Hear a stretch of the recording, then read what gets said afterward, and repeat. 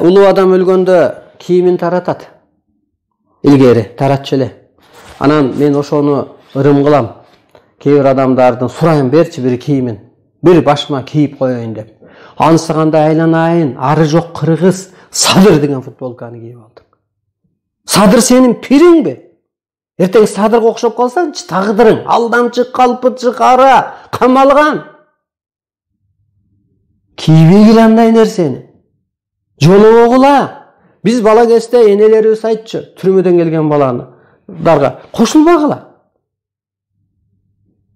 Жаман адам деп. Ана биз алыс качып басчу элек мындай. Сүйлөшпөй. Ал жолдон чыккан адам деп. Кийип алып ошо футболканы.